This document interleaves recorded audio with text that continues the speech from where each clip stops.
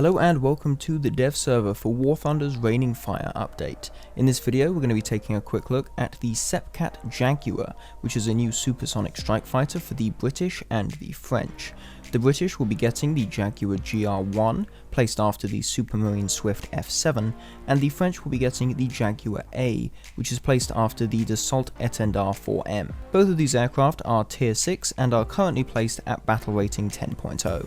When it comes to flight performance, there are minor differences between the two models, although they are just that, minor differences. Both versions can reach Mach 1 at sea level and reach their maximum speed shortly thereafter.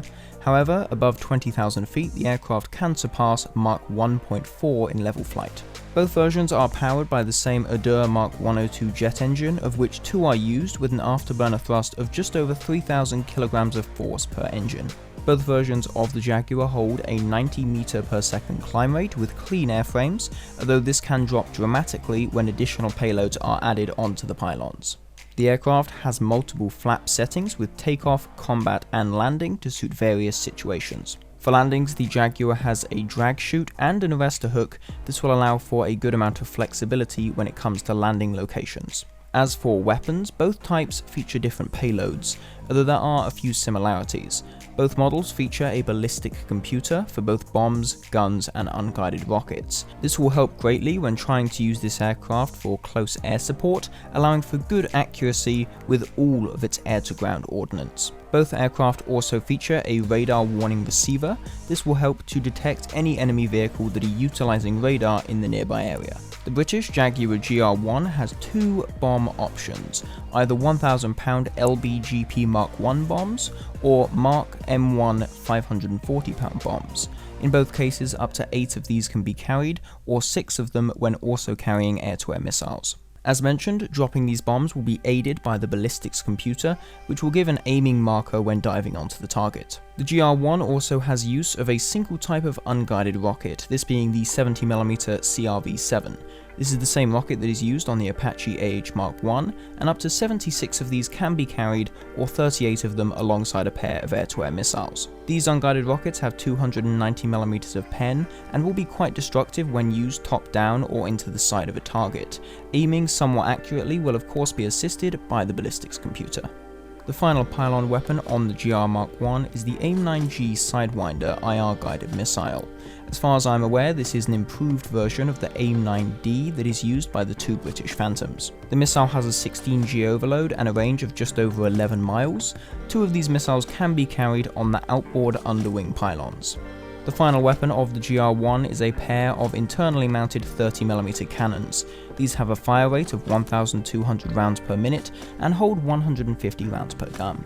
Overall, a nice lineup of weapons there, certainly making the Jaguar GR.1 a nice close air support backup for the British Phantoms.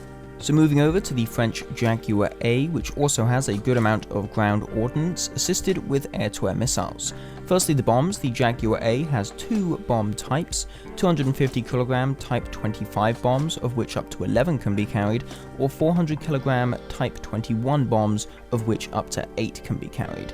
The amount of available pylons will of course drop if you choose to take the air-to-air missiles, although there are always still enough bombs to make the aircraft useful. These bombs are of course assisted by the ballistics computer bomb marker, which will make it quite easy to hit a target somewhat accurately. The Jaguar A then has 3 different types of unguided rocket with 4 different pod types. The Sneb Type 23s can be mounted in 2 different types of pod. The larger pod can allow for up to 144 rockets in 4 separate pods, and then the smaller pod types allow for 108 rockets in 6 separate pods. This will be cut to 72 rockets for both pod types if the air-to-air missiles are taken on the outer pylons. These unguided rockets have 300mm of pen and travel at a velocity of 600 meters per second. There are then 2 other types of unguided rocket, the TBA Multi-Dart 100, of which up to 16 can be carried. This rocket has 80mm of pen and travels at a high speed of 1,400 meters per second. I figure this might be useful against SPAA vehicles if you can get an accurate shot, which of course will be assisted by that ballistics computer. Final rocket type is the TBA ECC. This is mounted in the same pod type as the previous rocket, so up to 16 of these can be carried. The ECC on the other hand though travels at a much slower 600 meters per second, although has more pen with 500 millimeters of best effective pen, making it a reasonable anti-armor rocket. Instead of the AIM-9 Sidewinders used by the GR1, the Jaguar A uses the R550 Magic 1 air-to-air missile. This is the same missile that is used by the Mirage and has a 30 G max overload with a launch range of 6.21 miles.